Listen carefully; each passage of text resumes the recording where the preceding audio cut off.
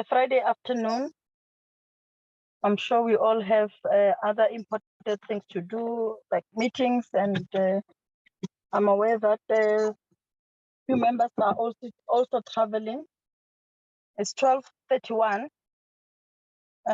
We do not require a quorum for this meeting. I just want us to start so that we try and keep the meeting as short as possible. If you all agree, members, you're all welcome. Let's start the meeting. I see there are 29 participants.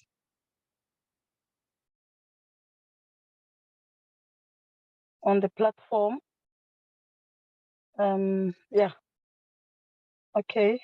Cindy, can you help us to flight the agenda?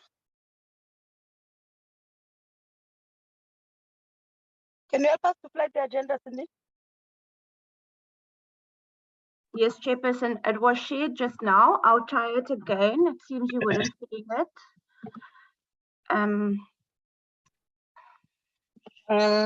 Can you see it now?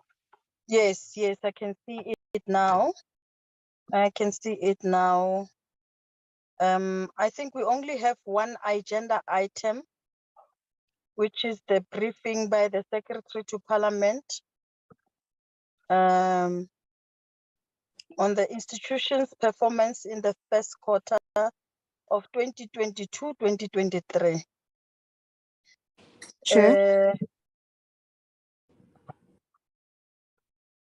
Yes, someone? Oh, co-chair? Co-chair, my apologies. I don't want to disrupt the meeting. As I reported to you and to the study group yesterday, we are having this ethics committee meeting and the agenda is too long.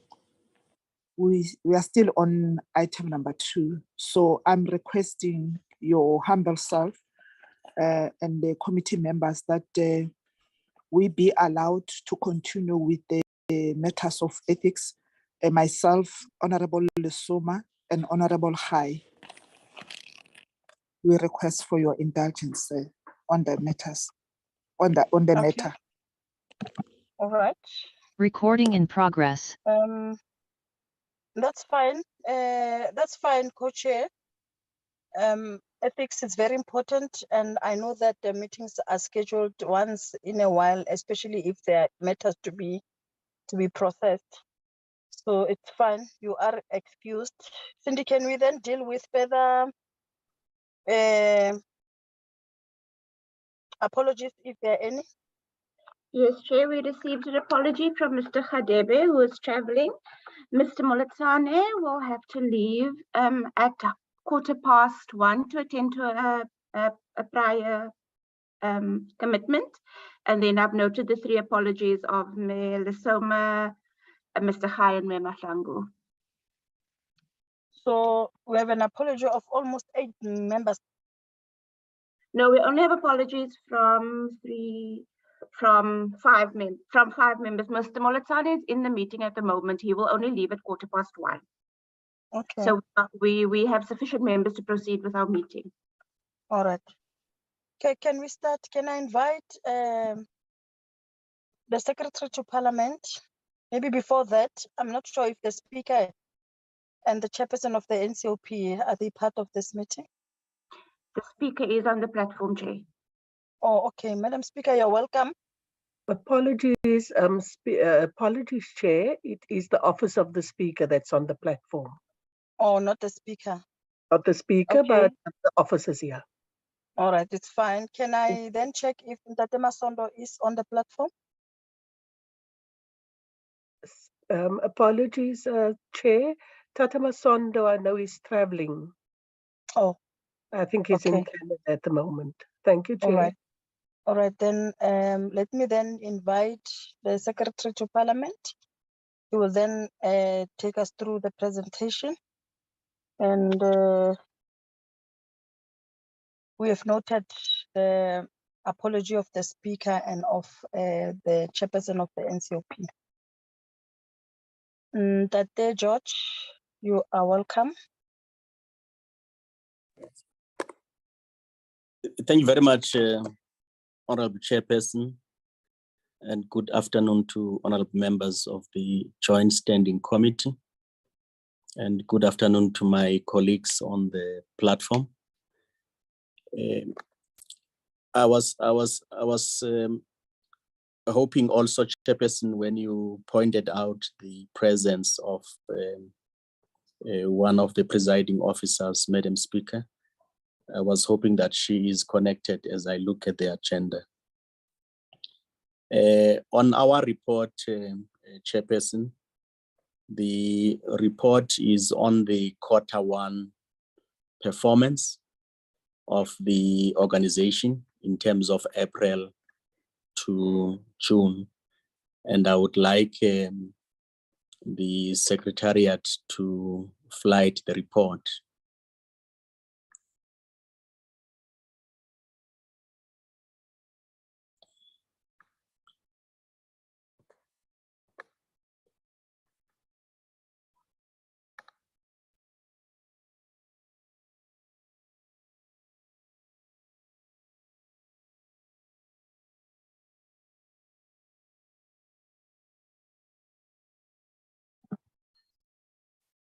Chair, apologies, I neglected to give Cindy sharing rights, but I'm doing so now.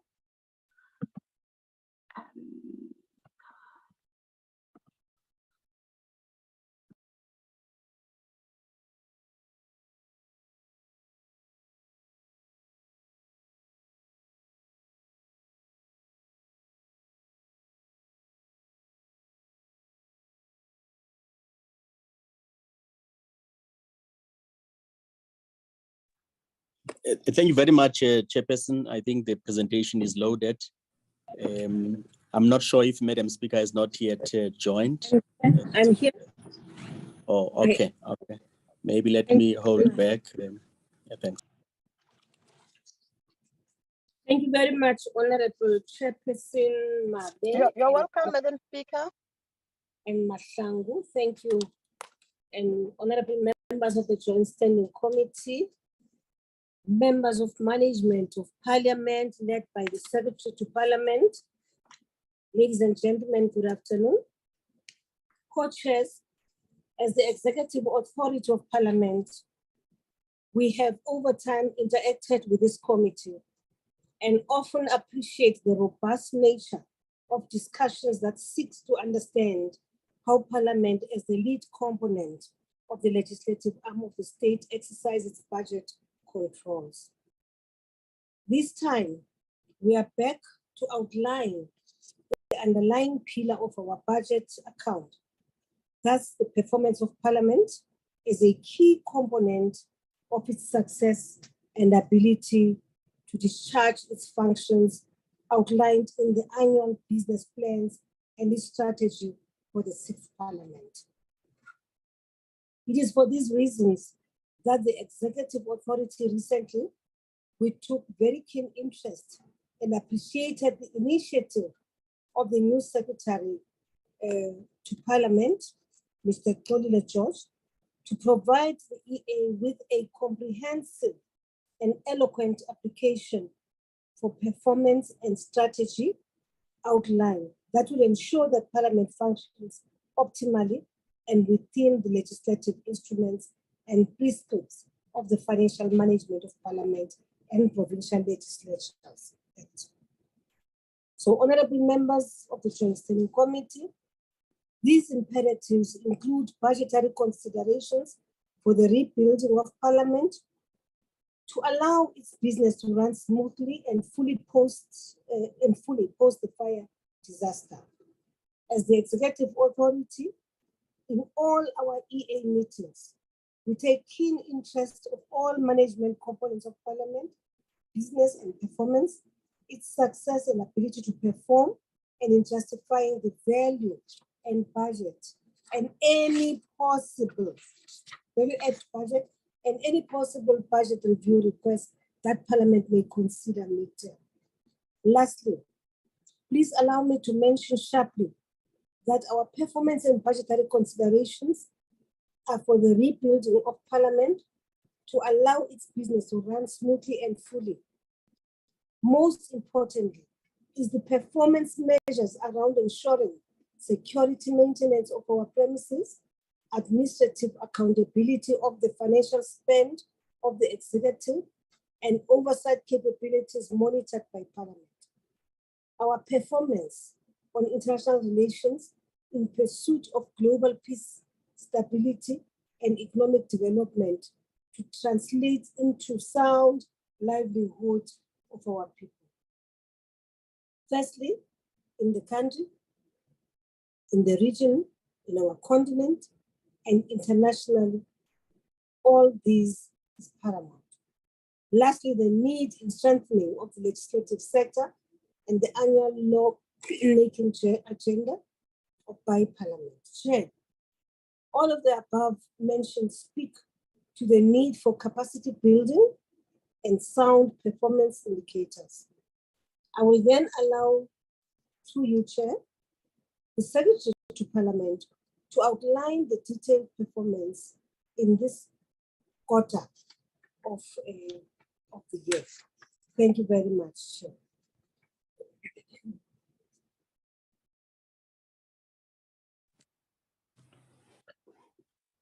Thank you very much, Honorable Chairperson, and thank you very much to Madam Speaker. The report that we are sharing, honorable members, covers. I am sorry, Chairperson. I'm really sorry, STP. Chair, I should have passed the apology to Katatu Masondo, the Chairperson of the NCOP. He is currently attending the Pan-African Parliament, and at this point, actually, he is on the floor making a presentation.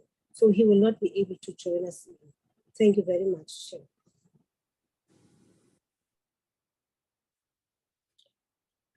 Thank you very much, Chairperson. As I indicated, the quarter report that we are bringing is based on the APP that has been approved for the year 2022-2023, the current financial year that we have started in April. And it is aligned to our 6-term strategic plan as Parliament. It also continues to focus on one dimension on the area that measures satisfaction of members of Parliament with the services that we provide as administration of Parliament.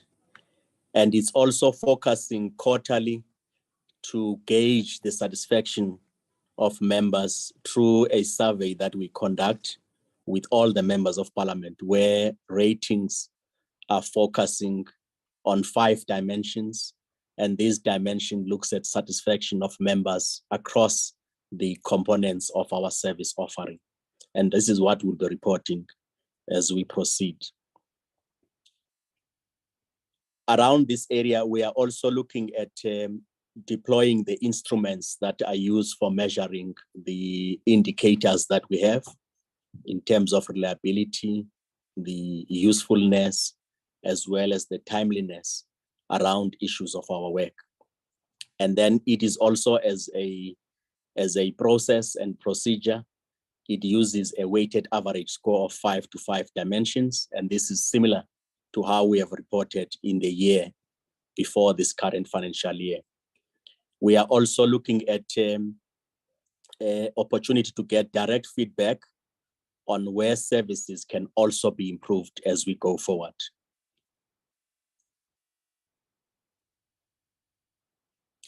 These are some of the areas in terms of our focus work, where we have, as a matter of progress for this quarter, Parliament has convened a number of meetings. Of those, about 375 meetings were convened on a virtual platform. There's also been approval of statutory appointments in terms of recommendations, about 16 bills that have been processed, but also the area of public hearings, where there's a total of 32 that have been done, including 21 oversights that committees have been able to undertake during the quarter under review. On measuring our engagements and how we are reported in the social media and the formal forms of electronic communication, TV, Parliament TV, access and interest to our website, social platforms of Facebook, Twitter. These have been interactions we've had over the quarter under review in terms of the number of hits that we have seen around this interaction. Around the forms of traditional media in terms of the overall reach and coverage, these are the share proportions of engagements around National Council of Provinces, members of parliament, parliamentary committees in terms of breakdown. And you could see that the overall focus around key work that has happened over this period, it has been more on the parliamentary committees as a greater share, including sittings of the National Assembly. In terms of specifics of our client satisfaction survey, in terms of servicing members, during this quarter, both for Program 1 and Program 2, we have seen achievement of the set targets that we have put up as a summary, except in one area where we have not achieved the set target, and that area relates to capacity building, where we would be looking at improvement in the second quarter around this matter. On the area of member satisfaction across the various components of our business, from ICT up to public support, participation support, the report indicates the ratings we have achieved, and you will be able to see those ratings that they talk to those 5 dimensions I've indicated: ease of access to our ICT support, the timeliness of responses, as well as issues of usefulness on the information. And this is reported across all components of the offering in that area. Proceed. For that quarter, we have achieved 90.9% in terms of the set target, except in this area that I've indicated on capacity building. In terms of the resource allocation for our programs, these are the 4 main divisions in terms of allocation of resources: administration, the direct charge in terms of compensation of members, the associated services, as well as the legislative and oversight sector, that constitute the expenditure overall budget of 665 million rand that has been allocated for that quarter.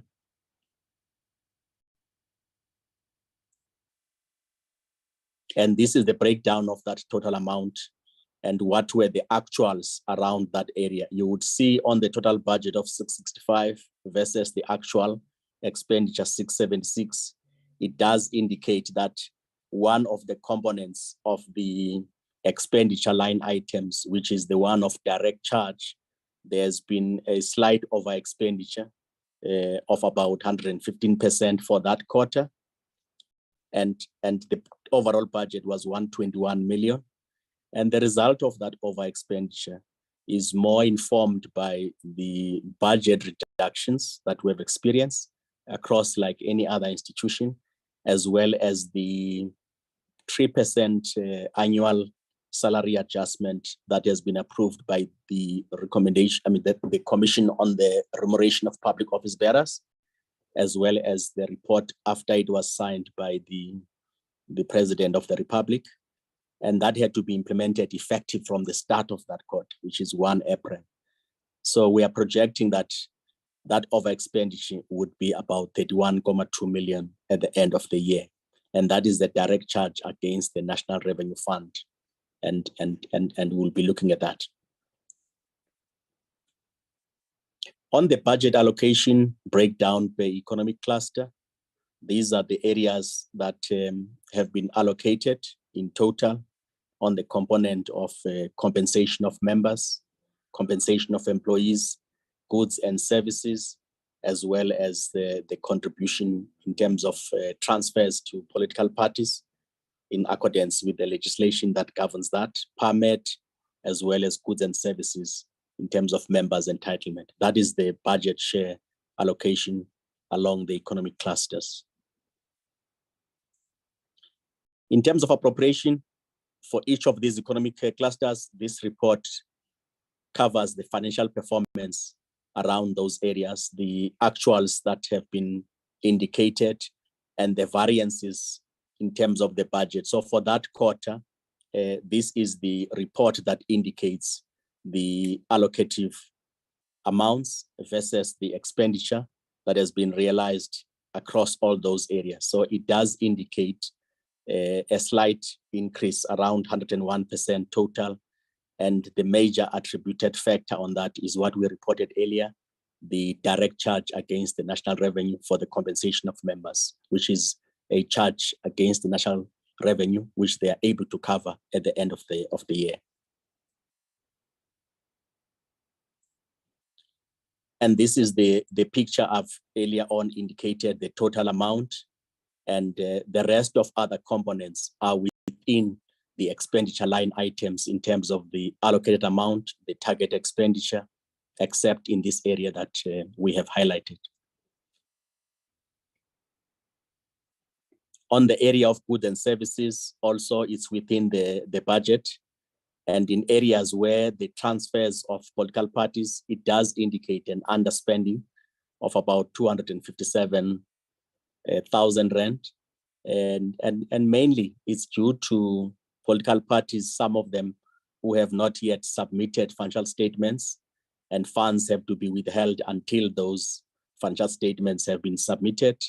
And we envisage that towards the end of the year, all of those would be complied with, and we are in interaction with them in terms of pointing out the outstanding information that would make us process what needs to be rightfully transferred for activities of the political parties. On the capital expenditure, we're also within the range in terms of Q1.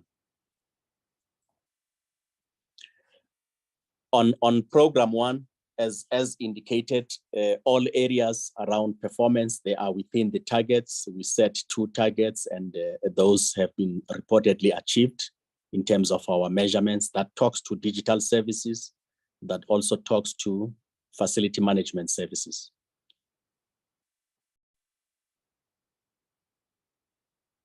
These are the various divisions of allocations in terms of the budget cluster of administration and executive authority, and the breakdown on the actuals versus the budget.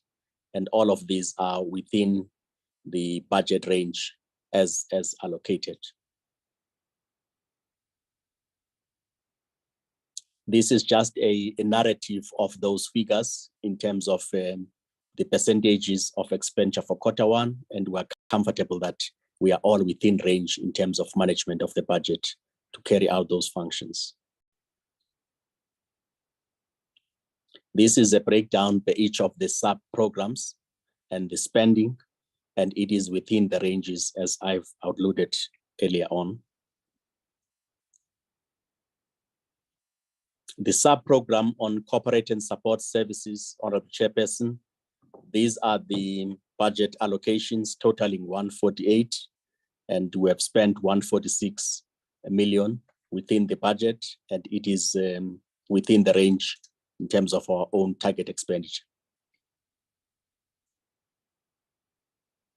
On the performance of program 2, legislation and oversight, the target overall achievement is currently sitting at 89% for this quarter, with 1 target that could not be achieved, the rest of the target having been achieved.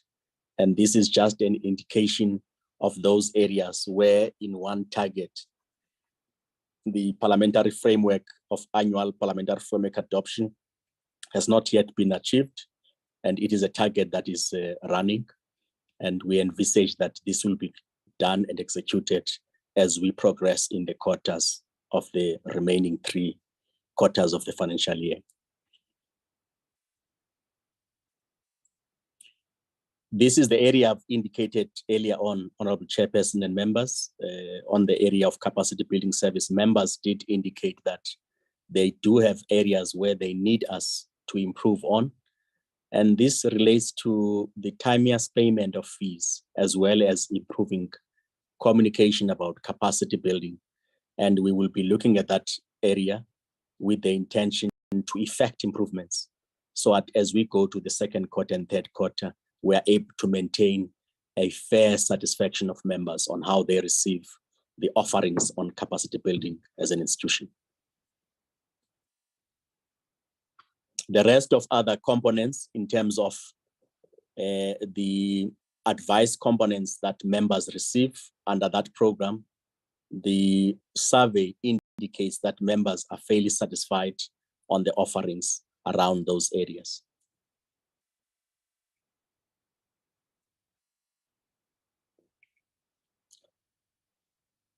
This is the allocative budget for the components that constitutes the program 2 in terms of economic classification, and the expenditure within this area is within budget, and it is executed and monitored properly. We don't foresee an over expenditure projection for the financial year across all these components.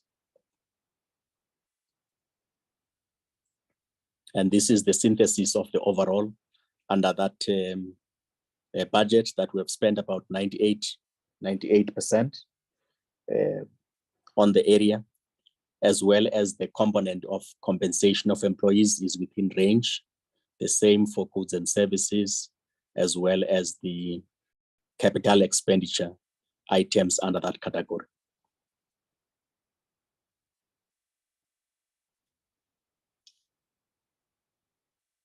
We can proceed on this one. It captures the breakdown by each of the components and the actuals of the allocations, the budgets that have been assigned, and the expenditures that are within those range as indicated to earlier on, including the reflections at an annual projection basis, how we intend maintaining the monitoring and keeping within the allocated budgets. So overall, the associated services have spent about 99% of what was allocated, as well as expenditure components within each of those sub-line items. All of them are within the range.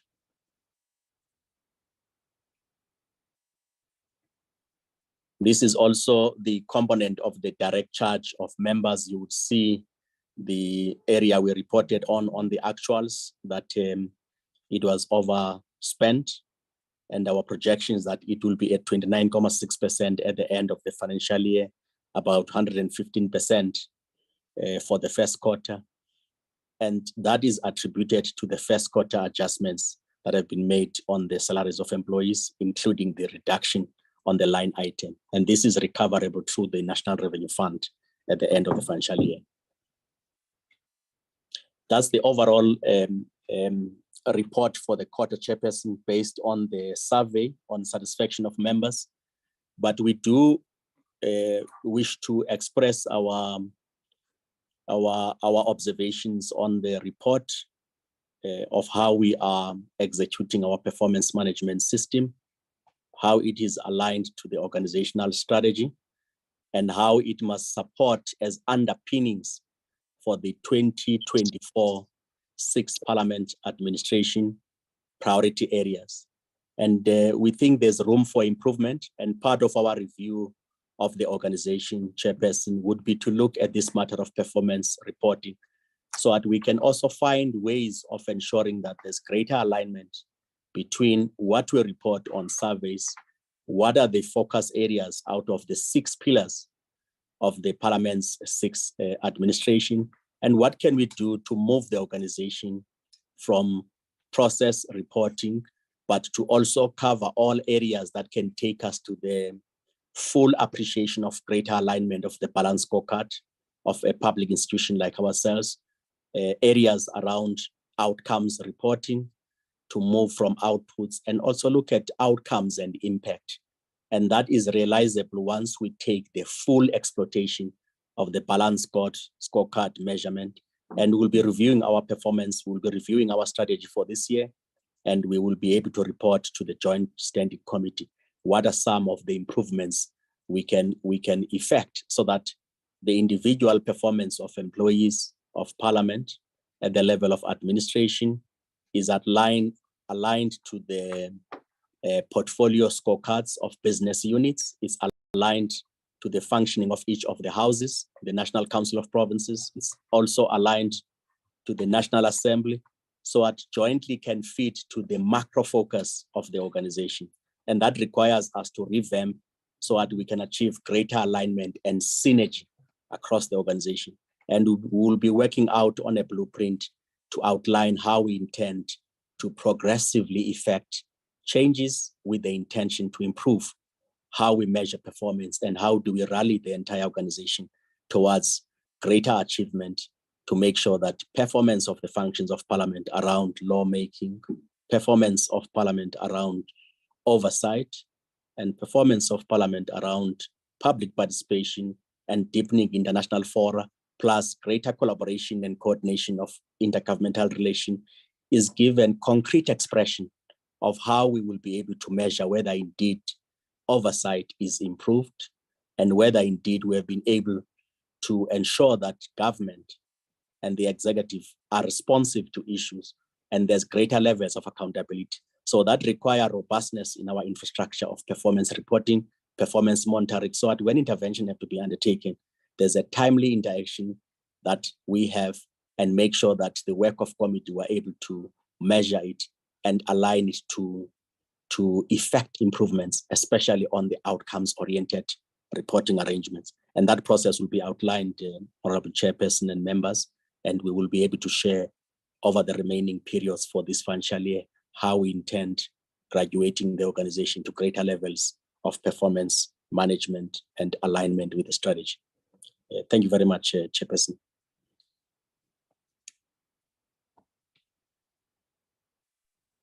Thank you very much. Indeed, there's light at the end of the tunnel. Members, can I invite you for comments, clarity-seeking questions? Thank you very much. We welcome the report.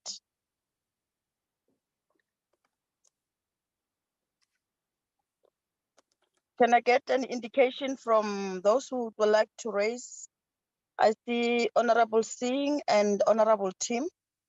Those are the two hands I've noted for now. You may switch off your camera. Okay, let me do the same. Members, if you are in a position to switch on your camera, please do so. Honorable Singh, followed by Honorable Tim.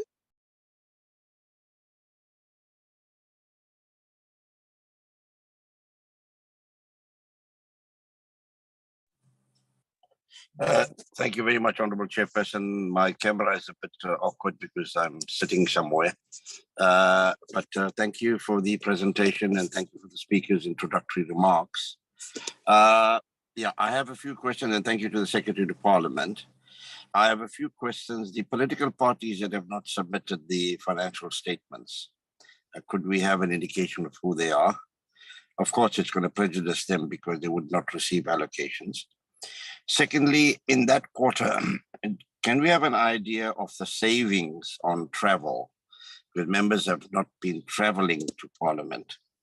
And allied to that, the excess expenditure on IT and logistical equipment, because with the way we are operating, there has been the need for that. And lastly, the framework that's not adopted, is it an administrative thing? Is it a committee thing? Who needs to adopt this framework? Thank you very much, Chair.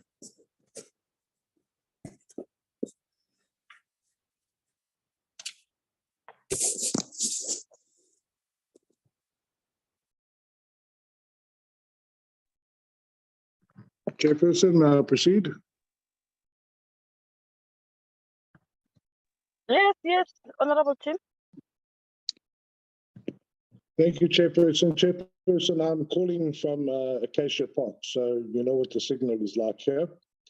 Chairperson, just a couple of queries. First of all, thank you for the report. There aren't too many major issues that jump out of the report, but there are three issues that I'd like to raise. That one relates to members and the other one relates to a particular group of people who work in Parliament. The first is the issue around the flights for members. Now, we understand that some of our airlines have unfortunately closed down, and long-standing relationships with them have gone with those airlines closing down. But we seem to be in a situation now with embassy travel that there seems to be no, given the fact that Parliament is a major customer of these airlines and spends a huge amount of money with them, there seems to be very little, I don't want to use the term quid pro quo. They don't owe us anything. But simple things like being able to ask the travel agent to book you an aisle seat, for instance, or whatever the case may be, seems to be outside of the reach. And I just feel that surely Parliament at this point needs to sit down with the airlines, see what preferential rates we can get.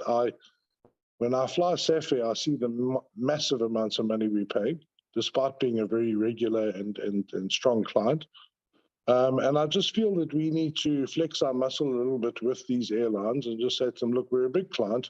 We'd like a little bit better consideration in simple matters like simply booking the seats that we'd like to book.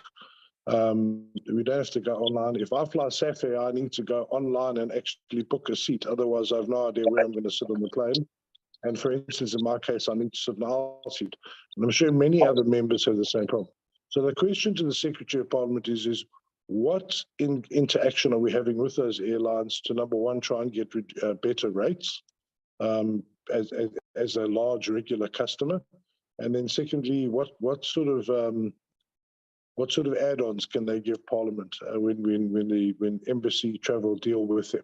Because it just seems like we've been treated as any other person who travels once or twice a year, and I just don't think that we fall in the same category in terms of the volume of traffic that we provide the airlines. The other two issues, Chair, I've recently had the opportunity to engage with our Parliamentary Security staff, Chair, and I want to raise two issues on their behalf. Our Parliamentary Security staff are normally called in very unpleasant situations in our Parliament, where they have to participate in really unpleasant work, and I can assure you that none of them enjoy it. They find it unsavory work to have to do in either house.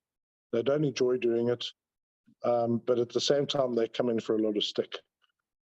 The issues that have been raised are, number one, that the clothing that they wear is normal clothing that tears and gets shredded easily, and is not what we refer to as tactical clothing. Now, I'm not talking about SWAT team uniforms. I'm talking about clothing that is specifically manufactured to be a bit stronger for that type of situation. And as a result, our parliamentary security officers have to continually rebuy clothing simply to do their job. So the question there is, what will Parliament do to assist them? And then secondly, there is no changing facility for those officers on the precinct. Now, many of them travel to communities where they are recognized as parliamentary staff because they're wearing parliamentary clothing when they get to their homes, and then unfortunately come under attack because they are very visible members of Parliament. Whenever there's a ruckus in Parliament, they are very visible. People can troll through it. They can go and look at the YouTube frame by frame and identify our members. And when they travel to their homes in their parliamentary clothing, because there's no changing facilities at all at Parliament, they are then identified by that. And many have received threats and sometimes even physical threats. And there have been one or two altercations. And I just think that we should be protecting our people in Parliament better than we are now. So if I could just raise those two issues, which are of grave concern to me and them, and get a response on that, please. Thank you. Thank you very much, Chairperson. Unfortunately, I'm unable to switch on my camera. And thank you to the Secretary to Parliament for the quarter one, this quarter's financials and report.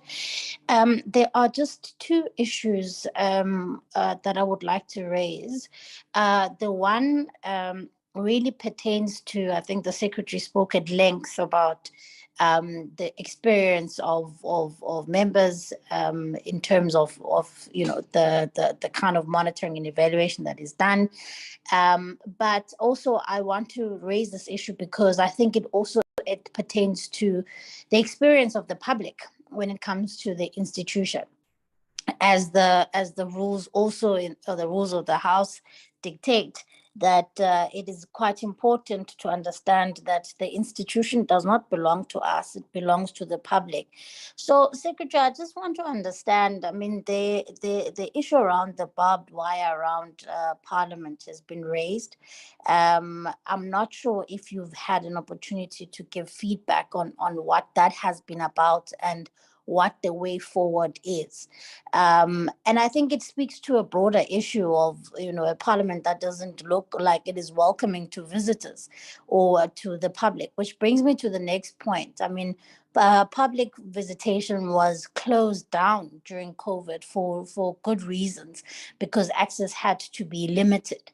But of course, the regulations have now been lifted. I want to understand what is the situation with public access to the institution, because there are still some entrances, for instance, in Parliament that are still restricted. I mean, if you look at the Marx building, there's only one entrance that you can use. So I just want to understand what the future there is, because, and how do we intend on making sure that the institution remains open to the public. Of course, with Parliament having burnt down, there isn't really much for the public or space for them to attend particular sittings.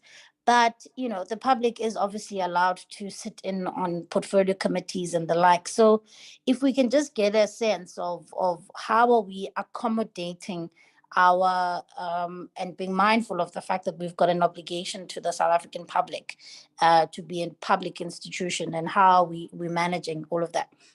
Then the second thing, Secretary, I'm sure a couple of weeks ago, members would have seen there were some news reports in one of the Sunday papers about Parliament expanding its fleet of vehicles.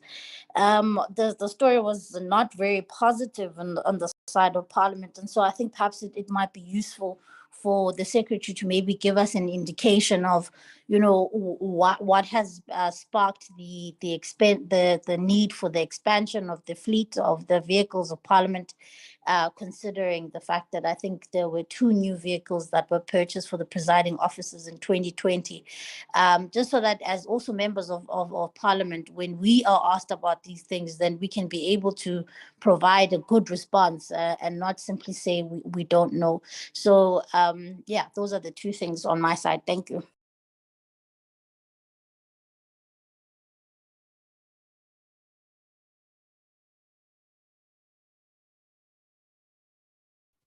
Chairperson, are you there? Kaiso, I was expecting Member Kaiso to just come in. Can Member Kaiso please just come in? Yes, thank you very much, Chair. You didn't indicate that we must just shoot in.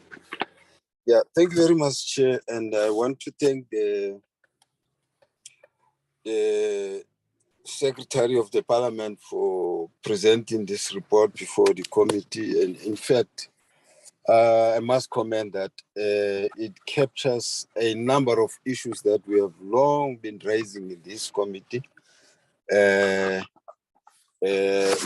are so fortunate that just on the new box, we find that now our issues have now been, captured in that manner. That brings about the hope into the work of the Parliament, and it creates a lot of opportunities of improvement, as one was listening during the presentation. And would like to comment that particular area. One would never expect that in 2 months' time or 1.5 months, the Secretary is already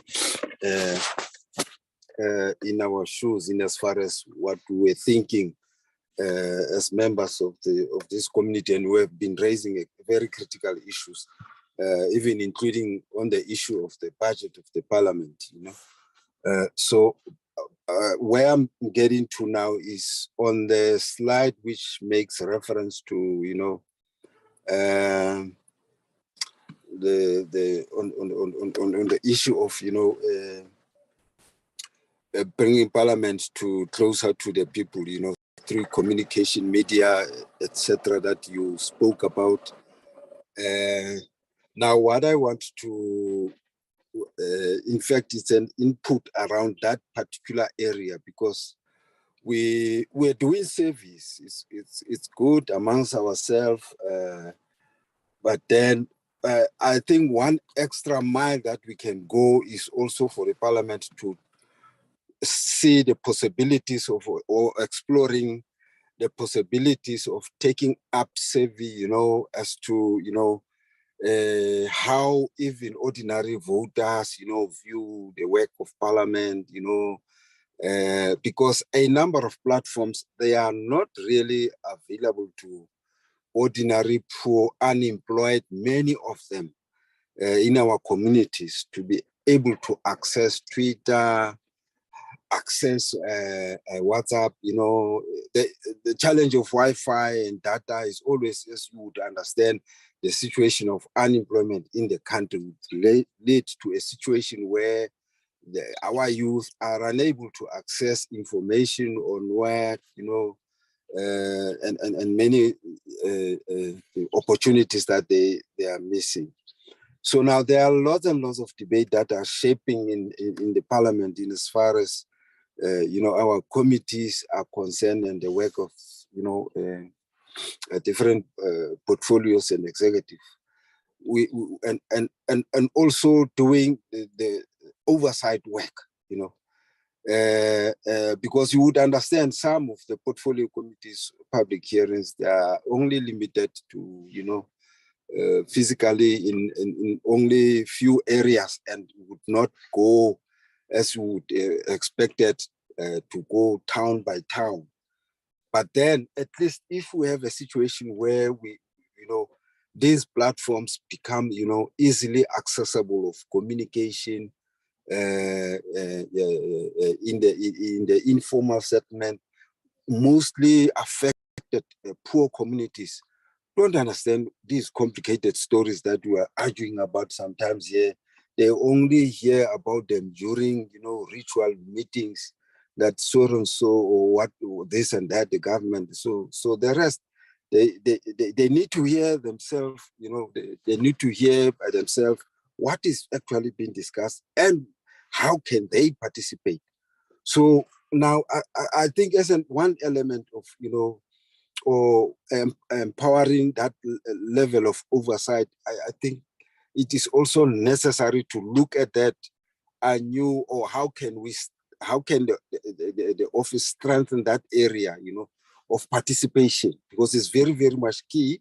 It should not only be just checking amongst the converted here at the level of Parliament, how satisfied are we? We're another type of level of people there, but mostly the concentration should go to the people that we serve on the ground, and find a way of strengthening the level of communication.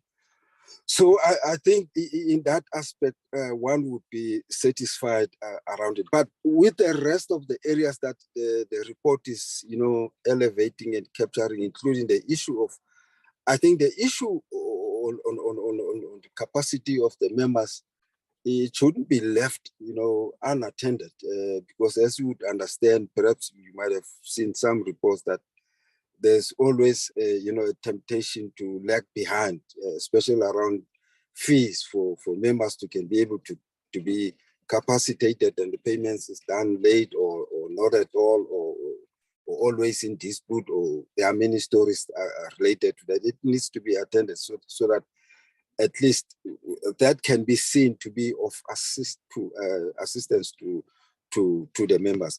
But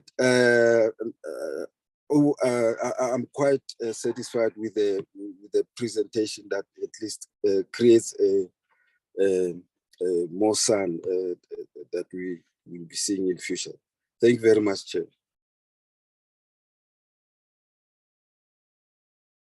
Member Matlo?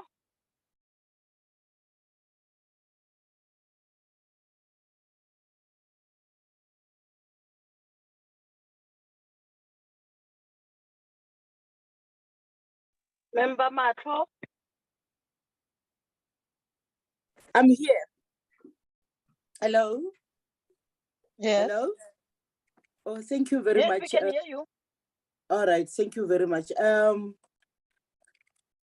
It's just that my network is not good. Okay.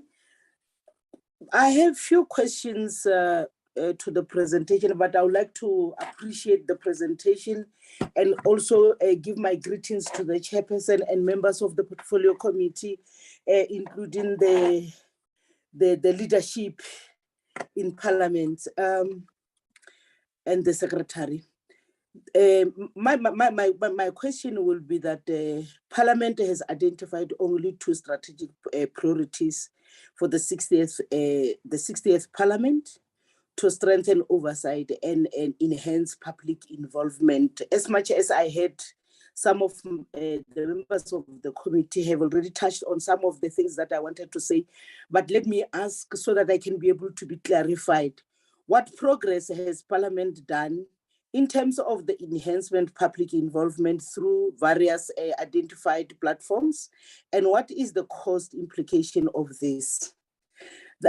My second question will be that in terms of enhancements on oversight, what is the progress has been positively noted to ensure that there is enhanced and oversight work on the work of the executive, and what are other new platforms or technologies is in the situation looking at in terms of the enhancement on oversight work?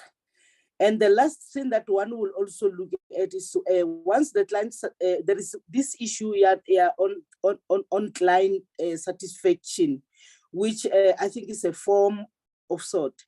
The level of client satisfaction by members of the legal advice is in between 73% when I look into some of those documents, and 74% in the 2021-2022 financial year. Does this indicate that reflects on the number of bills that were passed by the Parliament, but subsequently sent back to the Parliament by the President to legal ground? And what are the specific areas of concern when it comes to the quality of legal advice provided by Parliament and committee? How many graduates have benefited from the program, and from which specific area were they drawn from the dues or include in internship programs that we have in Parliament? Those are some of the things that I wanted just to be clarified on. Maybe I can be able to understand as to whether I'm on the level with others. Thank you. Thank you. Yeah. Apologies, Chair. Yes. I do apologize. I left out one question that I wanted to add to my list, please. Can I beg your indulgence? Yes, you're welcome. Mr. Singh, you may follow as well. Thank you very much, Chair. I just also wanted to get clarity from the Secretary on the progress regarding recruitment of the senior staff members, namely the head of security, and I think it's the CFO. Thank you. Mr. Singh? Thank you very much, Chairperson. Chairperson, there's just one question I have, and that is, we've been going on oversight trips recently, public hearings, and we travel very long distances, and I know we are accompanied by a team from Parliament, including the Parliamentary Protection Services. Now, I note that, in all these areas, the Parliamentary Protection Services people do not carry firearms. I just want to know if it's something that they should be carrying, given that we are traveling through some of these areas? And if not, why not? And will this matter be looked at as a means of additional protection for the members and the staff that are there? Thank you.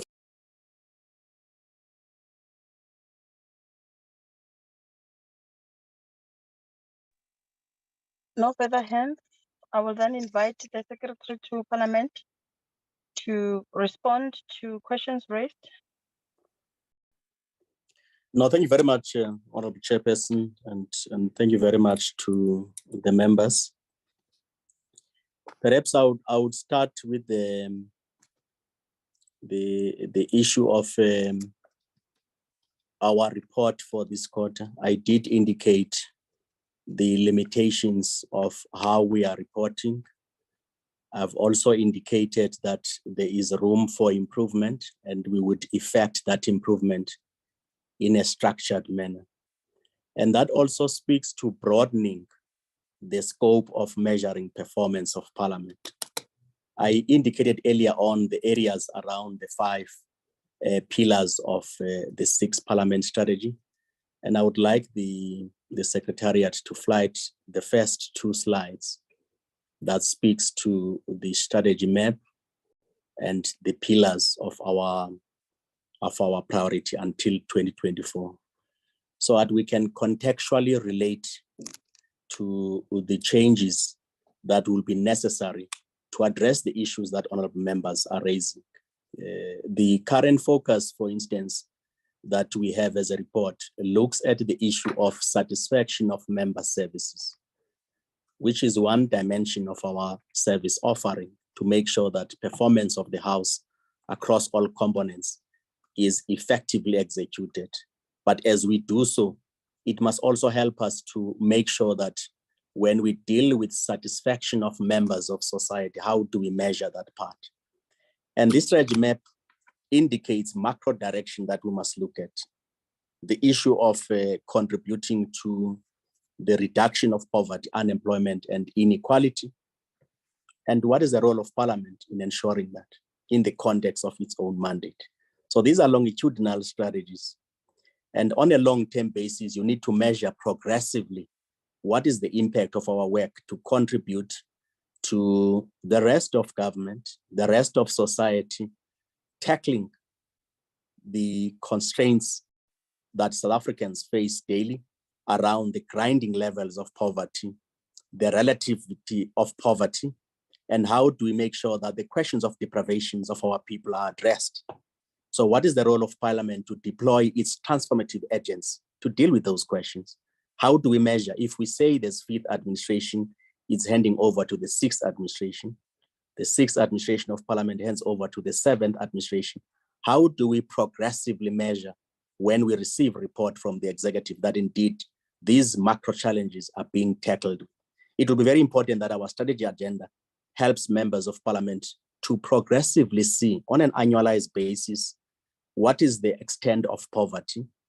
How do we then contribute and say, as a result of oversight performed on this area, as a result of progressive laws that have been passed, we have seen surveys, for instance, of Stats SA that measure general household survey, that measure non-financial indicators, that measure the extent of poverty or extent of deprivation. How do we correlate that with the impact of our work? It will be very important that it be mapped out in our strategy, the issues of unemployment, tackling the questions of inequality, the issues of medium-term strategy outcomes we want to see, for instance, for the 6th administration in 2024. Honorable Marshall is asking now, how do we know if we are measuring responsiveness and accountability? How would we know if government is responsive? We need to have our strategy speaking to that area. So on these 5 pillars that underpin the direction that Parliament has adopted, we're able to say indeed by 2024, this Parliament has assisted in strengthening oversight and accountability.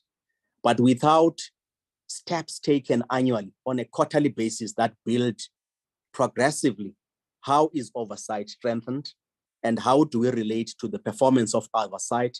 And how, as a result of deployment of resources of Parliament by members, has contributed to enhance accountability? So the next report, as you look at these areas, all of them, enhancing public involvement, deepening engagement, fora, strengthening cooperative governance, strengthening legislative capacity. Then you look at the quarter one that we have reported. We're not talking about any of these issues, none.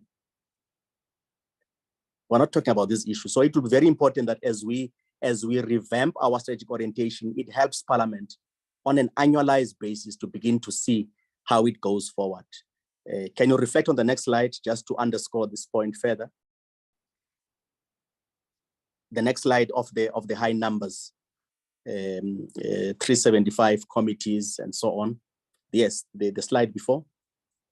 Yes, if you look at the work that has been done for quarter one, the oversight visits, 21 oversight visits taken to entities, or some of them may have gone to provinces, and others would be public hearings. So it will be very important that in the public hearings, we are able to measure in our own balance card, scorecard architecture, what are the issues that have come out of committee engagements?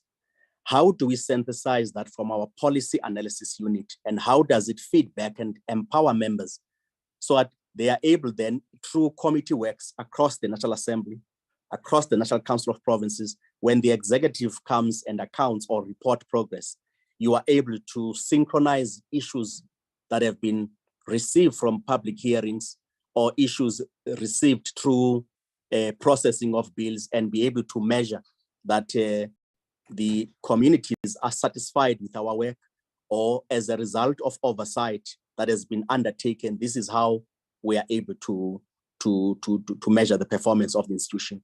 So all of those areas needs to underpin how do we then say there was oversight in the Free State, taking Parliament to the people, NCOP, when there shall have been that oversight by a committee or through the NCOP as a full structure, for instance, we are able to say this committee was in Northern Cape, or this committee was in Free State, a portfolio committee on health was there, as a result of a report back that came, as a result of work that has been done through constituency recess period.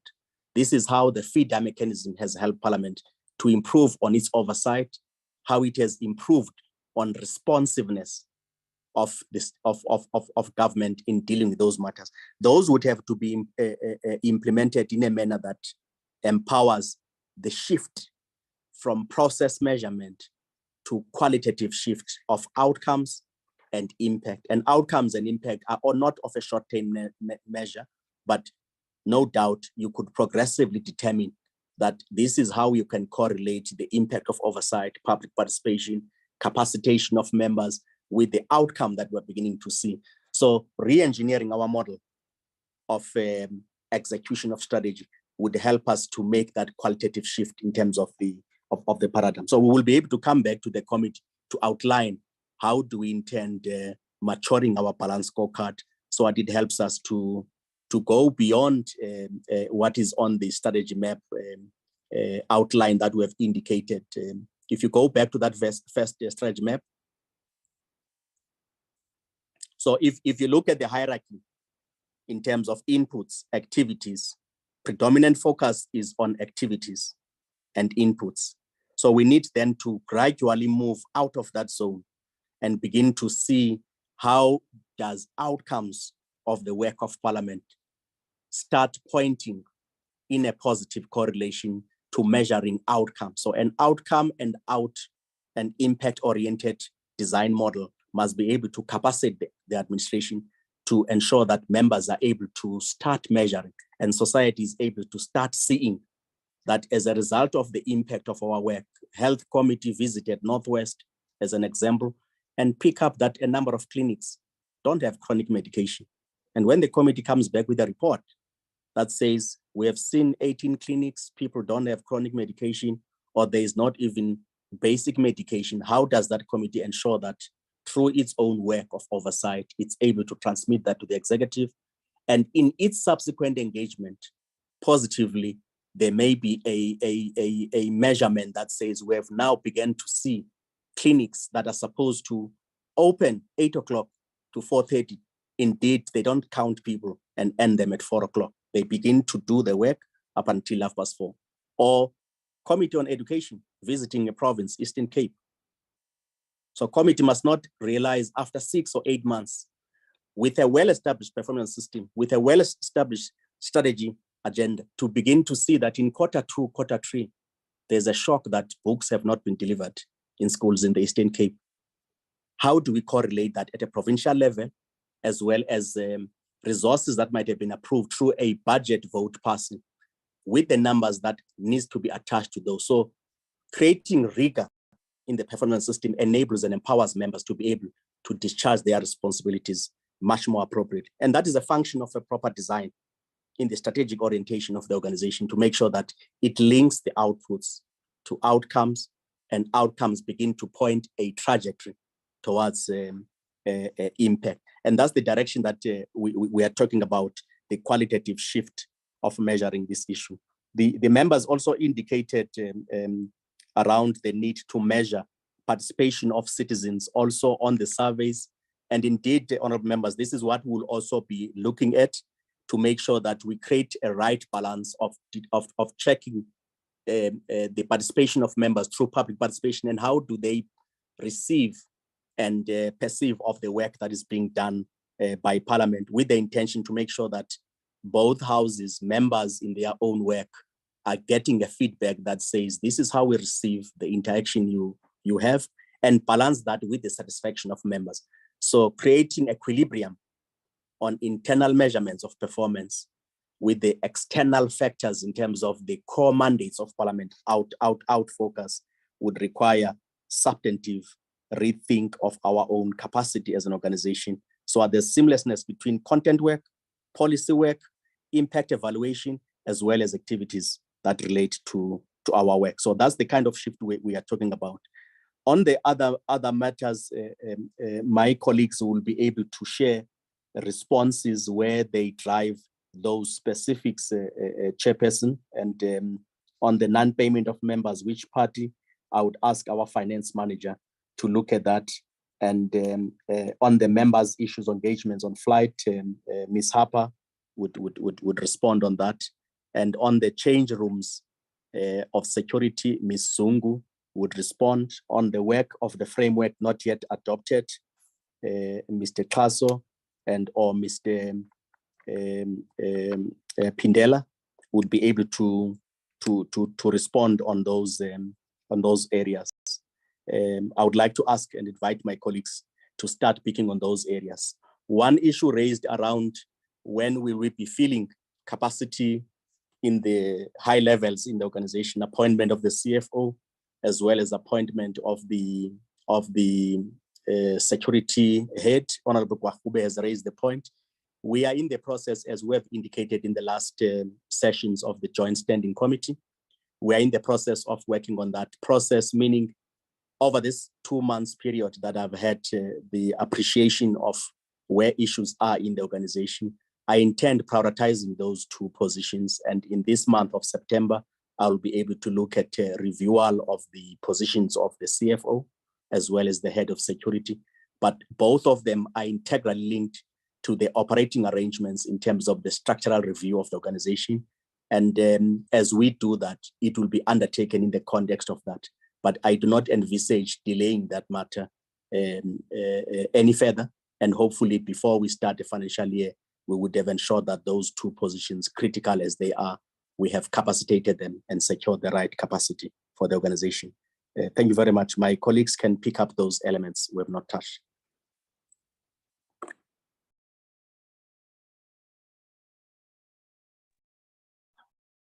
May I, Chairperson?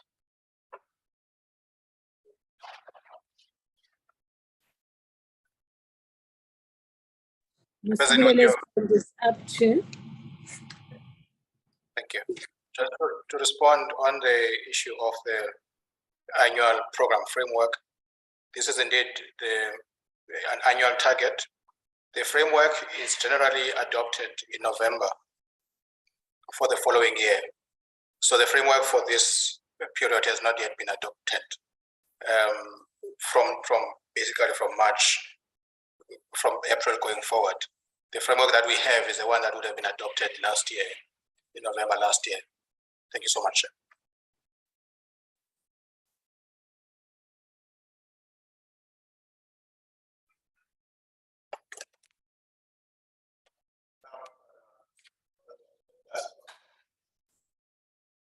Good afternoon, Chair.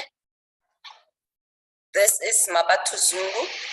I will be responding to the question on PPS, the locker rooms and the uniform. Yes, indeed, we do have the challenge of space in Parliament, most especially even after the fire that was caused, that happened on the 2nd of January, but we are reviewing the place where we can provide locker rooms, not only for the PPS staff, for the household services staff and for the catering.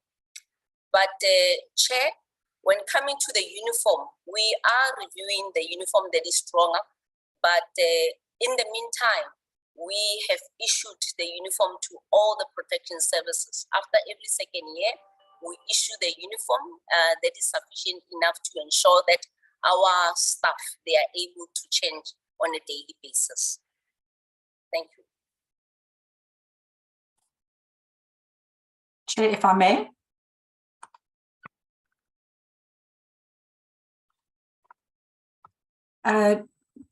Good afternoon, Chairperson. Good afternoon, members. There are two questions that I'm going to respond to. One question by Mr. Singh and the other by Mr. Brantaseth. In terms of the analysis of savings with regard to reduced travel, in respect of that travel, we do not budget for 100% of utilization. We budget based on projected spend. So we are at this point pretty well in line with what was budgeted at a reduced travel spend. And that the same applies to the communication services. We budget based on what we expect the needs will be. So what I can do, if there's, if the members would like to see it, I can do some comparisons, taking the pre-COVID travel levels, and just as an illustration of how our travel patterns have changed and how the communication services expenditure has also increased in response to the needs of members. Then in respect of flights, we are in continual engagement with airlines. We have very stringent limitations in terms of what we can do with airlines. The services are limited and their offerings are limited as well. Unfortunately, at the moment, airlines are not entering into corporate agreements. And it is through these corporate agreements that we would be able to secure the extras or the special arrangements for members. Not to say that we can't still push them for additional services. What I will do is I will send to all members a summary of the services that each of the airlines is currently extending to us. And if the travel services are not offering those services, then we will take that matter up as a service matter with the travel agencies. But in the interim, if there are any specifics, members are more than welcome to contact me directly, and we'll take up those matters either with the travel services or with the airlines if necessary. Thank you, Chairperson.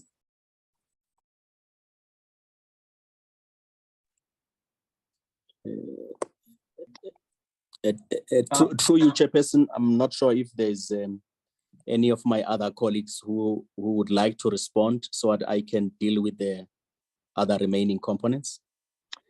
Yes, Secretary. Good afternoon, Chair, members, and Secretary. This is Wisila Matiti. I'm representing the HR Executive, Mr. Mkwanyane. I just want to respond to the question on the graduates. Currently, we have a total of 40 graduates. We have reported 37 at the end of the first quarter. We've since completed the recruitment process for the additional 3. Of the 40 graduates, we have 40% of them, which is 16 are from Gauteng province, 14, which is 35% are from the Western Cape, 6 are from KZN, that represents 15%, 3 are from Limpopo, that's 7.5%, 1 is from the Free State province, that's 2.5. So that's the breakdown of the provinces where the graduates come from. Thank you, Secretary.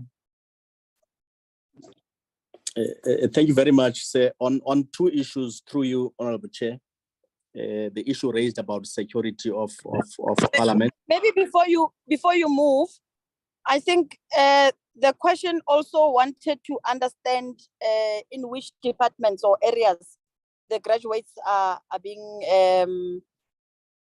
recruited to? Maybe the answer is just vague to say two from Gauteng.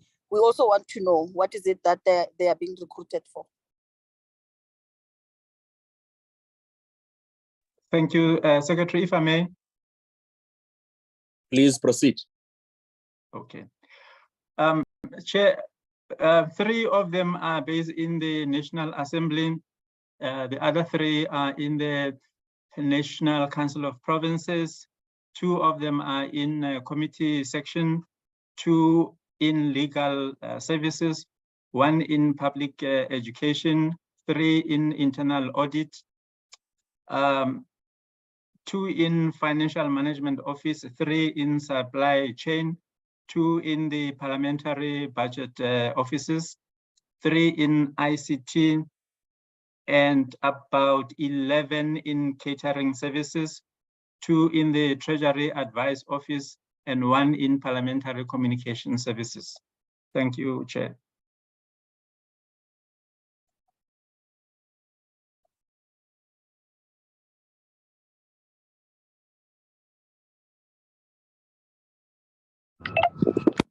You may continue. That's fine. No, thank you very much, Honorable Chairperson. Honorable Kwakube raised the issue of security of Parliament, whether we are reviewing the work around security, the fencing around Parliament.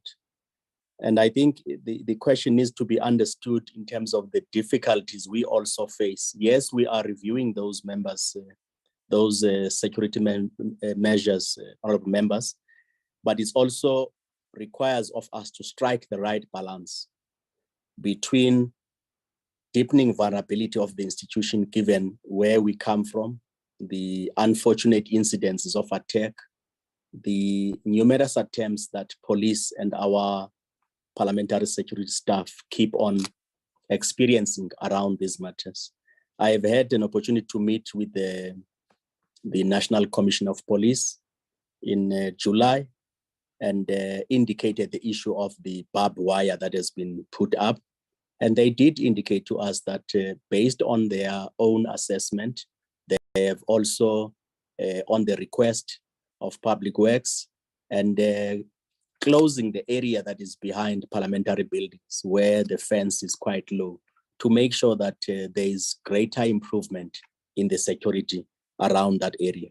Of course, it also requires that, given that Parliament is not directly accessible now, the buildings that have been affected by fire, the same period from January onwards, there were still investigations being done by the law enforcement agencies right up until end of May.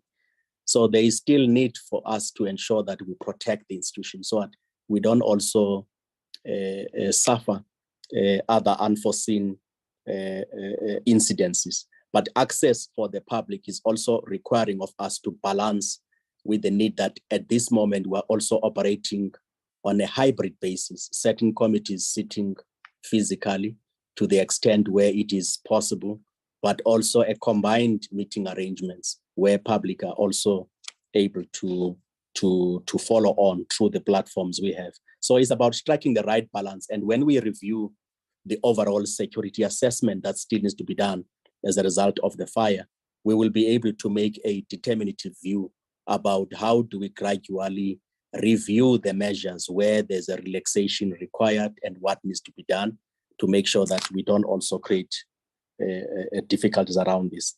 I would also ask my colleague Ms. Zungu to respond on the reviewal of fleet and what is happening around the acquisition of fleet. Thanks. Thank you, STP. Honorable members, yes, indeed, we have procured the fleet in 2020, and we also procured the fleet in 2022. All the parliamentary fleet is centrally managed from institutional support services. What we do, we look at the cost-effective measures of running this fleet. When the fleet reaches 150 kilometers or it's expensive to maintain, we dispose them. Currently, this year, we have disposed 6 vehicles and actually 4 quantums. So we are augmenting. We are augmenting by buying 10-seater, 6 10-seaters, and also the 2 sedans that we have just bought this year. And all this, the 2 sedans, we are going to use them for what we classify them as protected fleet, and the 10-seaters, we use them for the business of Parliament. It is important to note, honorable members, that there is a high dependency on outside service providers. So we are trying to ensure that we've got enough fleet so that when we're required to transport members of Parliament, dignitaries, the staff of Parliament, we can be able to do that. Thank you.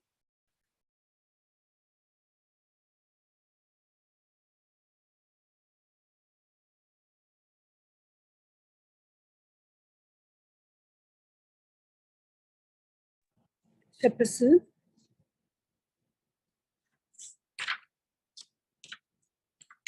Chairperson. Yes, ma'am.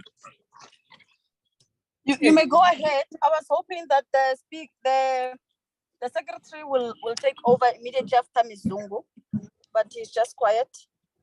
You may come in. Yes, thank you, Chair. Thank you. I think that the question raised by Ms. Kwahobe, Honorable Kwahobe, goes way beyond the issue raised by Mazon. Admittedly, Honorable Chairperson, there is a change of fleet in Parliament currently, which is going on, and I'm well briefed by Ms. Zungu about those developments. And this is a process which started in 2020. However, Chair, I believe this matter arises because there was a report to the effect that the Speaker has added 2 vehicles to her fleet of cars. And I would have wanted Parliament to clarify that matter, to explain to honorable members, because the Speaker did not request vehicles, new vehicles for her use. I am having 2 vehicles, which I have inherited.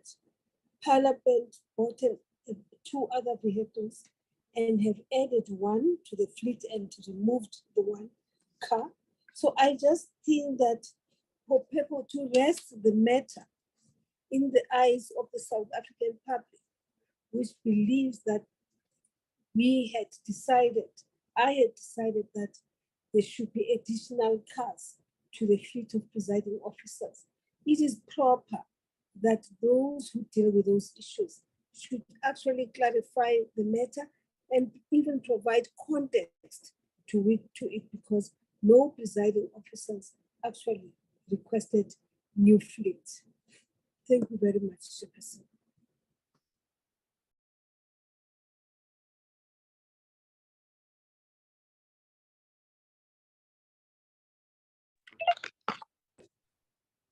Mr. Kolile George. No, Chairperson, on the issues that have been raised, we have fairly responded on issues. I think one issue that I'm now in looking at my notes, it is the issue of the firearms in terms of security.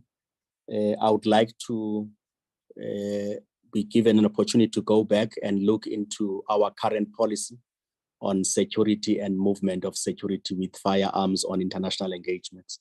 I don't have facts at this point, and I would like to undertake to go and look into the matter so that when I'm fully briefed, I can brief the Joint Standing Committee.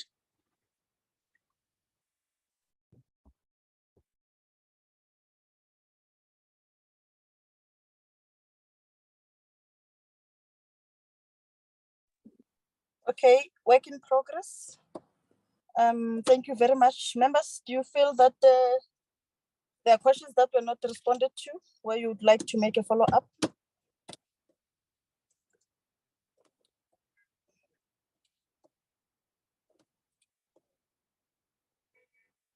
If not, thank you very much for the report. Can we then go to the next agenda item, Cindy? Yes, Chair, the next item was going to be the adoption of our minutes and our report. However, we don't form a quorum. We only have 2 members on the NCOP side present at the moment, and we need 3 members from the NCOP and 5 members from the NA in order to form a quorum. Chair? Yes, Co-Chair. Yes. Yeah, from the NCOP, we are back. We have connected myself and Honorable Khai, and I think Honorable Breyenbach is there. So we are 3.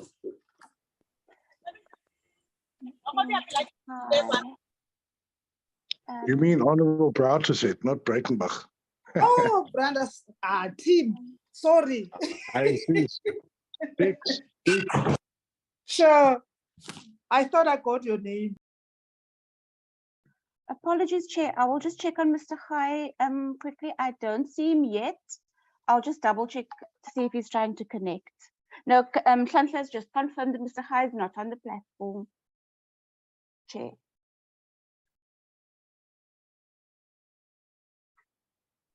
Are we correcting, City?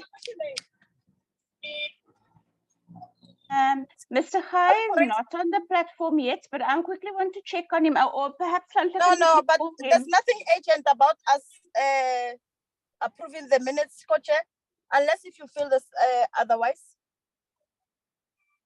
Can I hand over to you, Co-Chair, Member Hlangu, to direct the meeting on this matter?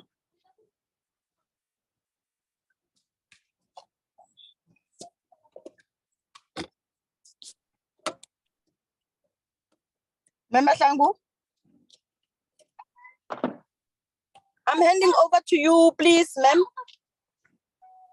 to direct the meeting on this last item. And if there's no need, if there's no urgent issue on the approval of the minutes.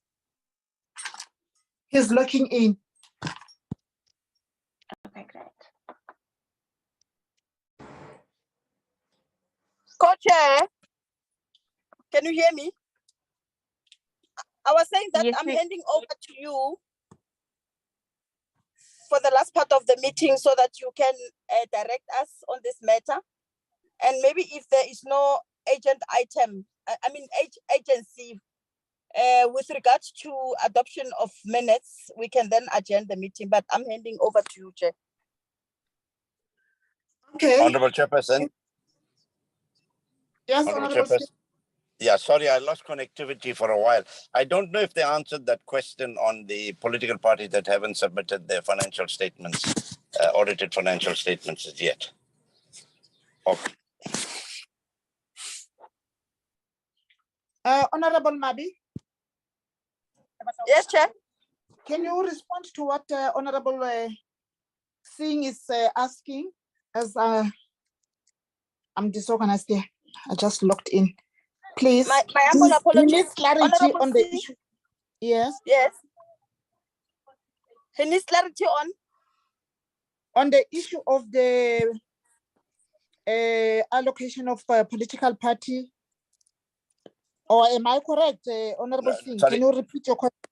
Yeah, yes, sorry, Chair. I asked a question of which parties had not submitted audited financial statements as yet. And I lost connectivity. It might have been answered, I'm not sure. But I'm just checking if it was answered. Okay, I think then it's the Secretary who must answer, give us clarity. But even if you have answered it for the sake of, giving satisfactory answers to all the members of the parties, can you please give Mr. Singh the answer? Thank you very much, Honorable Chairperson. Mm-hmm. Thank you very much, Honorable Chairperson. As at the time of August, there were 3 political parties that did not submit as indicated, and we wrote to them in July, and 2 of those have since responded, and they have now been paid as at end of August. There's only one political party that is outstanding, and we are waiting for that information, making necessary follow-ups on that. But it's one now, it's no longer three. Thanks. Chairperson, just as a follow-up, Secretary, just as a follow-up, you don't. Honorable Singh? Yeah, is it Yes, prudent you can make a follow-up, to and I see mention? Is it prudent to your mention the name of network the is very party, poor, please? Honorable Singh. Okay, the name of the party, and I Oh, see I'm Mr. sorry. George.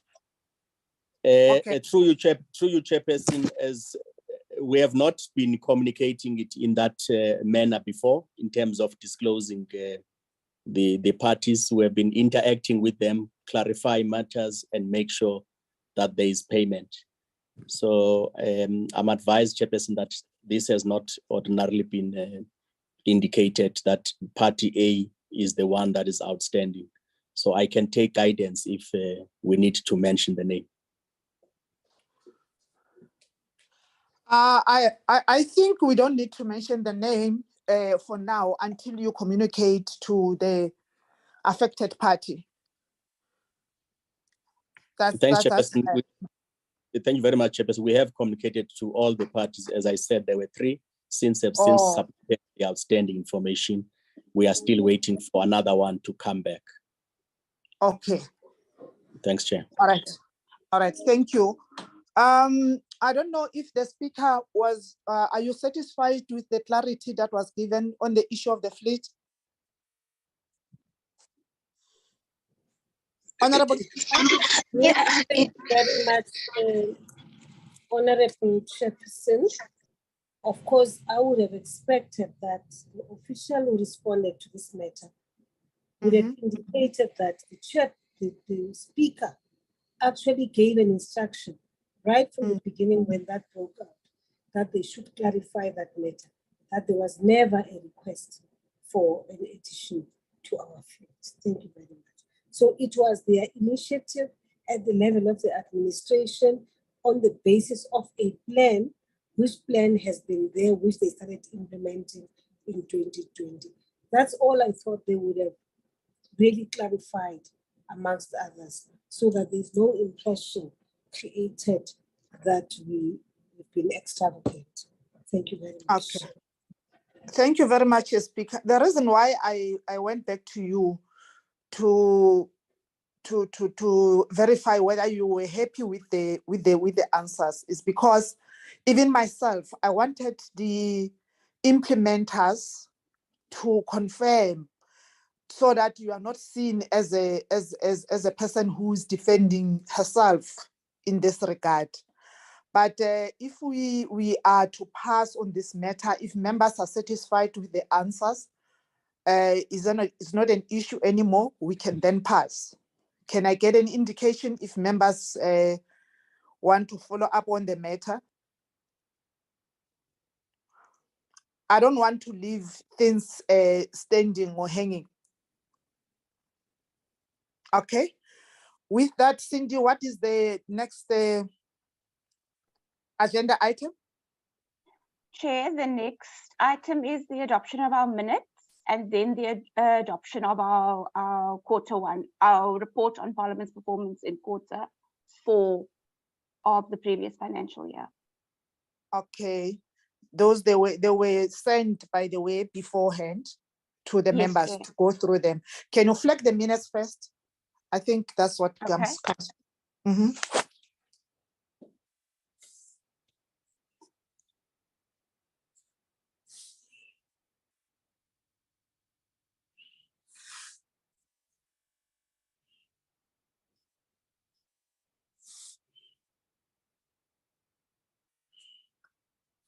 Are you struggling? Okay.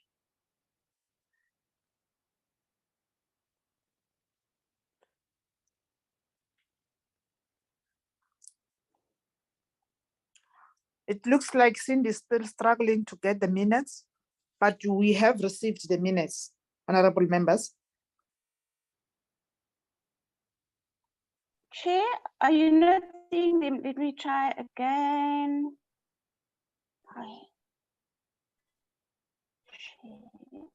Can you see them now, Chair?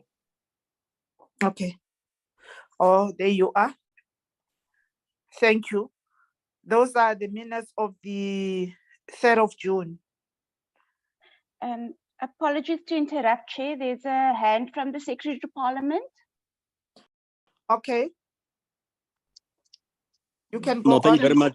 Thank you very much, Honorable Chair. I just want to get clarity for this part of the committee engagement. Would you still need the rest of the administration? Oh, okay. Thank you for reminding me. I think now we are dealing with committee issues. You can be excused. Thank you. Thank you very There's no much. need. And thanks very much. We appreciate your availability at all times. Thanks. Thank you very much, Chairperson. We will Only release members the can, presentation. yeah, only members of the committee can remain behind. So we are on page 1 of the minutes of the 1st of June. Can you move, Cindy? Yes, Chair. Yes. The surnames and the names are spelled correctly. We're now on page 3. Okay. Page 3.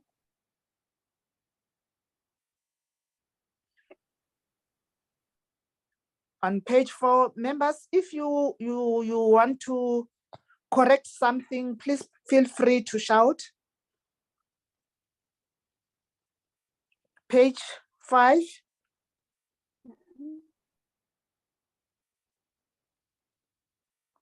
Yes, let's move. 6.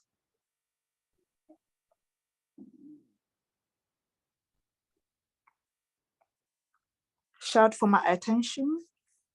7.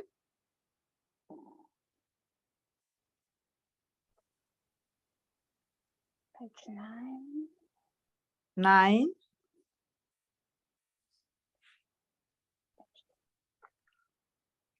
This is the last page. Can I get a mover, honorable members, for the adoption of the minutes as a true reflection of the discussion of the in the meeting of the 1st of June? Is it 1st or 3rd? The 3rd of June, Chair. 3rd of June, yes. Can I get a mover, honorable members? Thank you, Honorable Chair. I do move for the adoption of the minutes as a true reflection of the discussions on the day. Thank you so much. Thank you, Honorable Lusuma. Can I get a seconder? I stand to second for the minutes as a true reflection. Thank you. Thank you, Honorable Masho. The next item, Cindy. Yes, Chair. I will be flighting the 25th of August now. 23rd of August. 25th. Can you see Or them? 25th? Are they visible to you, Chair? Not with me. I don't know if other members, they can see it. Not yet. Okay, here we go. Can you see them now, 25th of Chair? August is fine now. 25th of August. Can we move to the next page? I think members will be able to check 2nd page, the spelling of the surnames, and check if you are written absent while you were present. 3rd page. 4th page. And 5th page. 6th page. Anything that is wrongly written and changing the content of the minutes? On what page are we, 7? Page 9 now, Chair, and now we're going to page 10. Okay, page 10. I didn't get any indication from members that they want to make amendments. Can I call for a mover for the adoption of the minutes of the 25th of August? Yeah, 25th as the correct, as the true reflection of the discussion. Who's that? It's Honorable Lesoma. I would like to move, Chair. Thank you so much. Thank you. Thank you very much, Honorable Lusuma. Can I get a seconder? Honorable Matli is here to second, Chair. Honorable Masho. Yes. Thank you. Thank you, Honorable Masho. Apologies, Thank Chair. you. I'm so sorry. Apologies. Mr. Soma wasn't in the meeting last week. May Oh. I take her position to reverse to say Honorable Matlo stand to second the move for the adoption of those minutes. I stand to second the move for the adoption of those minutes of the 25th of August. Chairperson, I also withdraw the move that I made. Thank you so much. Honorable Masho, are you moving so that you can seek Yes, the seconder? Okay. Yes, madam. Yes, Madam Chair. I was saying on behalf of Melisuma being not there, I stand to second the move for the adoption of those minutes. Okay. Yeah, to move, I'll take it. I hear you that you are moving. Can I get a seconder? Other members who were part of the meeting? Honorable Khaye. Thank you, Honorable Khaye, for seconding. Can You're we welcome. then step off this item and go to the next item? Okay, Chair, the next item is our Is the program. Our report of Our report. Yes. Okay. Let me just I'm gonna share it.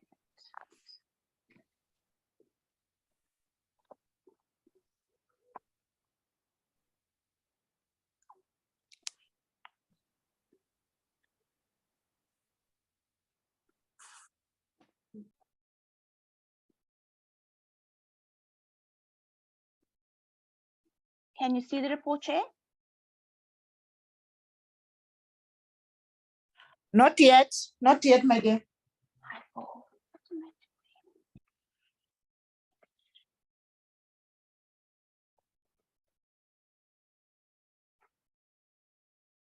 Yes, here's the report, the committee report. Page 1 of the report. I hope members who wanted to make amendments, as usual, they have communicated to the Secretariat to make those amendments. And if you still feel there's something that you were not aware of, you want to amend, feel free to bring the proposal forward. Page 2.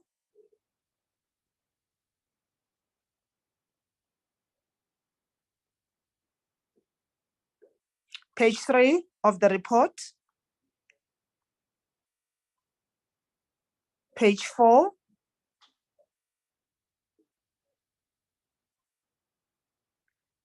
Page 5 of the report, the committee report. Page 6.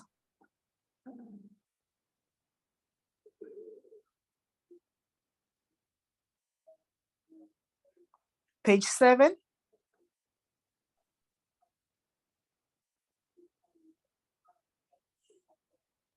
Page 8.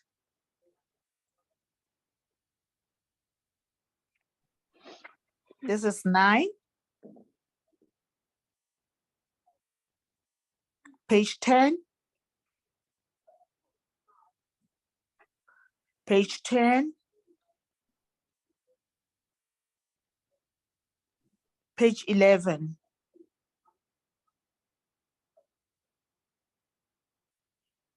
Page 12. Page 13 of the report. Page 14 of the report. Page 15.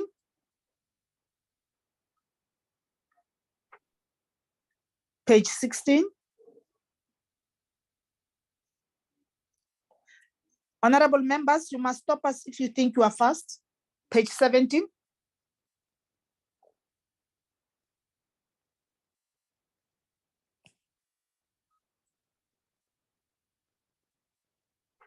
Page 17. Am I correct, Cindy? 17?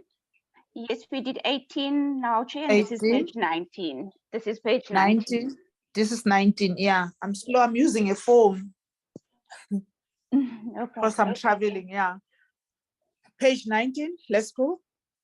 That's the last page. That's the last page of the report. So this is the report of the Joint Standing Committee on Financial Management of Parliament. Can I get a mover for the adoption of the report? Chair, I stand to move for the adoption of the report. Thank you. Honorable Mahlo is moving for the adoption of the report. Can I get a seconder? Honorable Khai is seconding. Honorable Khai, thank you very much. Honorable Khai for the seconding. So the report is adopted as presented. Any other thing on the agenda that is outstanding, Cindy? Like I told No. you, I'm using the same gadget that I have the documents on. No, Chair, there are no outstanding issues. We've dealt with Okay. everything now. Okay. Is the speaker still with us? No, Chairperson. Okay. I wanted co-chairperson and honorable members, I'm not trying to be funny, but I wanted to ask the secretary and Mr. Moloto to attend to the issue of framing when the managers are talking and they are showing their faces or themselves on the video.